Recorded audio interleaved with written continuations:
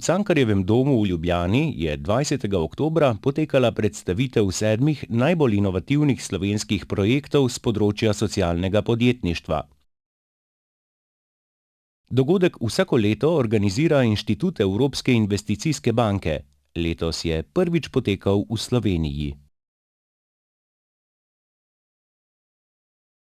Of the finalists that then have opportunities to participate in investors' fairs where they can be in contact with investors that will help them scale the project.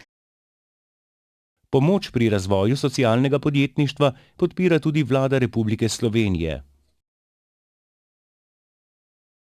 Z približno 45 milijoni evrov nepovratnih sredstev, ki jih bomo v naslednjih 4 letih namenili spodbujanju tega področja, želimo pospešiti razvoj tega področja in predvsem podpreti številne čudovite iniciative, ki v Sloveniji že tečejo, številna socialna podjetja, ki že zaposlujejo in ki z vso to podporo lahko svoj razvoj še pospešijo.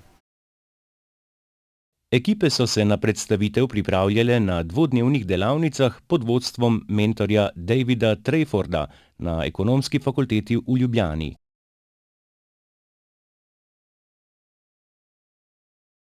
The presentations today have been fabulous. The teams have listened to my suggestions, they've taken them to their own projects, made them very personal and have really become very good communicators. They've worked very hard. I'm very happy. Na letošnjem natečaju je bil med drugim poudarek nad zagotavljanjem enakih možnosti ljudem s posebnimi potrebami. Svoje delovanje in vizijo je predstavila tudi spletna TV. We are giving to people with hearing loss a chance to work. So not only they don't stay at home and are greatly dependent on government, they do develop their skills. We made 650 videos in 2015 and reached 130,000 people. Our program is also being broadcast on 12 local televisions.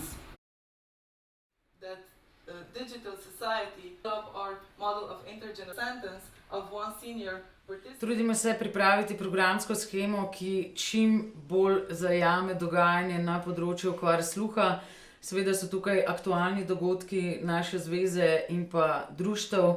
Seveda sledimo razvoju stroke na tem področju. Poskušamo širiti znakovni jezik vse pore družbenega življenja in se mi zdi, da tudi s spletno televizijo vstopamo v domove ljudi, torej povsod po svetu, na različnih kontinentih nas gledajo. Tako da pravzaprav domet je velik, smo zadovoljni in pravzaprav je internet tisti, ki nam to omogoča. Moja največja želja je, da bi uspeli zagotoviti z storitvami, ki jih ponujamo tudi na trgu, stabilnejši vir financiranja, tako da bi lahko več ljudi zaposlili.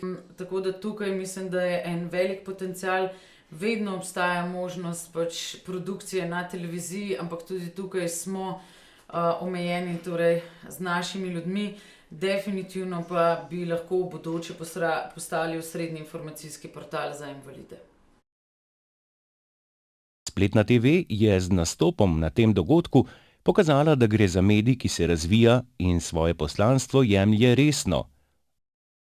Obenem pa so se temu edinstvenemu mediju v našem prostoru odprle tudi nove možnosti. Lahko bi rekli, da Evropa pozdravlja gluhe Slovence.